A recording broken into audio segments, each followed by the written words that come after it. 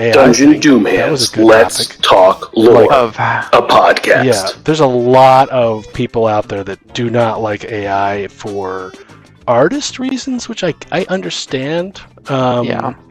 AI imaging, AI stuff, but using AI to help you quickly come up with like a, to help develop your story, or to come up with ideas, or to brainstorm or world build. I like to use it to help build a framework for a story. I wasn't expect the random tangent into the AI. Yeah, no, I know, But I know. But I love to use it to help brainstorm and come up with ideas, and just get like for the questions, getting a list of questions, or a list of. Yes. One of my favorite things are names, or coming up with really unique acronyms for my characters Yes. to have. Like my one character's, I forgot what it means, but his detective agency is named Spice, and he is a kobold named Juicy Ramen. Juicy Ramen. And his dragon is Ponzu.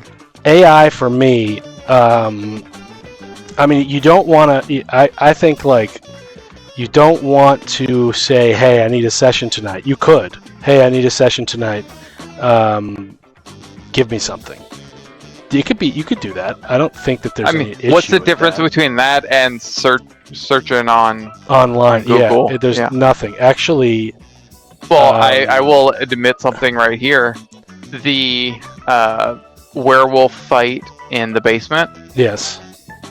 That was, I used that, developed that whole fight and that whole encounter with AI, of getting a framework and adjusting how I wanted different mechanics added in, and it helped blend the mechanics and just write it all out in front of me, so I didn't have to type it out. Right.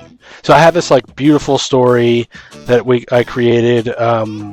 Actually typed that thing out, just my prologue. Mm-hmm. That's mine.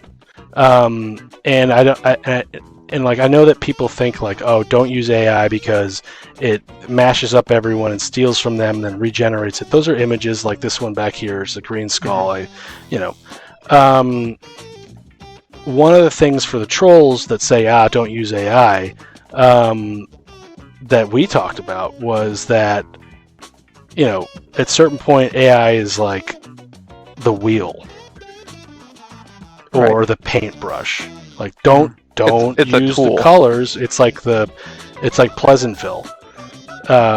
Sometimes the way that like people view AI is like, don't use it, but it's like one of the best tools you have when you're doing something like this and you don't have any time. I got three kids, a job at 60 hours a week, and like, yeah, I'm going to ask it on it. Yeah. It's like sometimes I'm like, hey, which D&D Beyond weapons are funny? Boom, you get like a 20 list, and it gives you links, or something immersive like the cloud god I created. Make an image of ball. I had you guys create the name. I had a random list of names, and I typed it into chat, and I was like, create a chaotic elemental guy named this, and it was cool. It was really cool. I get though that like you don't want to use AI in the sense of like not own. If you're worried about owning your story or like giving props to people, give props to people. Right. Normally, you can also say I used AI, but like to not view someone's stuff or not play, that doesn't make any sense to me. Well, it's also, I'm not, everything that's coming up there, I'm going to take and rework a little to smooth out the edges to the way I want to, because it's not going to be it's not going to be the exact way I'm going to run a session. Or the stat block that I want to use, or I will make adjustments on when I take it out of there and put it into my documents and get ready to run my session, Yeah. I'll be making the adjustments, adding some names here and there, be like, oh no, I want this to happen earlier, and just do those adjustments. I've done it And before. Like, it's just your prep. yeah, smooth it out. I've done it before. You guys randomly run into a bunch of NPCs and you guys are being dicks and asking all the questions about every NPC's life, and I'm not prepared to answer that. I can do it. It's funny on the fly. I'll do it for a certain extent, but then, like, you know, you want to keep the immersion, so you just type into chat, you're like, give me some funny, goofy names for dwarves that are in a mining town. Boom, you got them right there for the next time. Give me like a 2-sentence backstory on where they're from and why or whatever. You just plug in your names and whatever it is. Yeah. Like, that is very cool, very efficient, very helpful use of AI for Dungeons and Dragons, I think. Making your world more immersive. What I wouldn't do is tell people that the story that you're doing, and if you're trying to sell a campaign or make a campaign, I wouldn't tell people it's yours if you solely used AI to create it, because there's no copyright with AI stuff. So if it's not yours, so there's like a gray area there, but I think it's completely fine. I think images like this are fine. I think creating like a table to roll on is fine. Well, think about what we're talking about: playing a game with your friends. Right. This is using a tool to help make that time more fun and enjoyable. Last night I played in my local game here, and the first 45 minutes of that session I was just laughing. And I want to do that. I've been incredibly stressed the past month with a whole bunch of personal life happening. As we all are. At that moment, that was exactly what I needed, was just to laugh. And if I can have another tool to help make more moments of fun, enjoyable time with friends, I'm gonna do it. I'm gonna take it. I'm gonna use it. Well, I think I get it. I'm on your side with the AI stuff. I think that the one thing that people say is bad in the anti-AI stuff as it comes to Dungeons & Dragons, just like in general, you're looking for a list of, let's say, a table. I want a table of sky encounters. Right.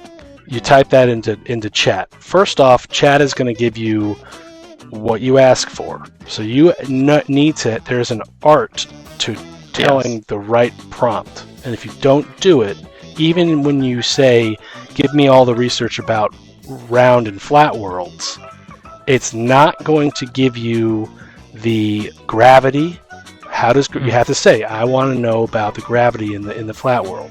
It's sort of like an advanced search engine. But the reason why people get upset about it is because if you're creating a random sky encounter table, and there are 15 different people who've published books, like on D&D Beyond, who have made these things, those are used in AI to create those tables. So what they're saying is they're not getting credit for the AI use of those tables when you use it on. But that's... I understand that, and I absolutely... sympathize, right? Yes. And that's a much larger world discussion of AI training data and where that comes from. But here's a direct relationship, though. I'm a plumber, right? Mm-hmm. Plumbing company. I go in, locate leaks, and I solder them, and I get out. Right. I fix them. What if AI comes up with a way? Some of the job is to go in and locate the leak. Right. Find it. Takes I would say sometimes, a good portion of the day is just addressing, troubleshooting, trying to figure it out, and then you find it. You either make the repair or you show up the next day. But a good portion of that is thinking about it. What if AI comes out now and there's a way to and uses all of my knowledge that I've typed in and Right. all of the and it can tell you where the leak is quicker.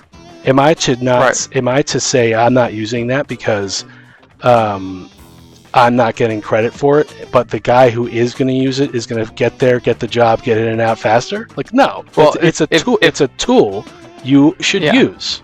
Well, And it's not just saying like you using it. It's saying that your competitor, the person you're directly competing with for business in New York, is going to use that same tool and be able to fix leaks faster, Yeah. and you wouldn't be getting credit. like, But it's still a tool that we all get to use. yeah. And It should makes the world better. should I not be allowed to post on these Reddit D&D sites Right. because No. my imagery in my YouTube channel picture is generated using AI for a program that I pay for to help me generate it? Like, Right. am I not, I got kicked out for that. That was insane. I was like, look at all this content I'm creating, and it's like fun to watch, and they kicked me Yeah. out because of that. That's insane. But I'm pro AI when it comes to, obviously the artists get, Yeah. if you have to cite it, like, I obviously wouldn't be able to do any of this without D&D Beyond. That goes Right. without saying. Yeah. Wizards of the Coast. And a lot of the stuff I've taken from the Dungeon Guild. It's just like a big Right. place where you can get stuff. But, like, Right. to sort of hate crime AI users is insane. I think that's going to blow over, though. But it's. I'll hold back a little, but I absolutely understand the training and the information that's used to create the AI and the responses that you're getting. It's no different than me reading all of that information, reworking all of the knowledge that I have to create that other document. Like if I like your table of the sky yeah. encounters, I would, if I went and read all those books or read whatever was free online and came up and created a table, I don't think anyone would have a problem with that. No. And that's the same thing that is happening. It's there. just faster. Yeah, and I understand the training, the data used to train, yeah. but that is a symptom of technology moving faster than They're making comprehend. than law and everything else. Yeah. I think that's like what you said. It's a short-term struggle. Oh, for sure. For a longer-term gain. Yeah, and it's not like don't use AI. Dude, Reddit has an AI filter. Like, Google uses AI. Every single company, your cell phone uses AI to type text messages better. You're not going to use that? Or like simplify you your go on emails? I mean, come on. Was it confirm? So I don't throw this company under the bus if they don't want to be. But like you said, every place you go to, they have an AI something. Yeah, and they have there. to. They have to, because more and more people are going towards it. Yeah. But Yes, like with Canva, you go onto Canva where you're there with a bunch of tools to create documents, and here, new tab, it's an AI image generator. yeah, Instagram has AI things. I use those all the time for my my polls when I put them out there. Right. I should do more polls, by the way. Yes, more polls. But yeah, More so polls AI to mess with us. AI for D&D, I would say, to make it easy to use. Like, you don't want to obviously build your world around it, because the fun part about D&D is building your world yourself. But once you have the framework, you can use it to, as you said, crisping up the edges or whatever you want to do. Right. I think it's good for names. I think it's good for quick little backstories or something funny. I think also the other concern is the idea of AI DMs, and then you're just playing a video game.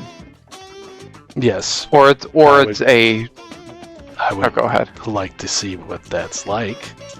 Yeah. Well, I know there are a number of a couple of websites that are doing it that are like when I read about a year ago.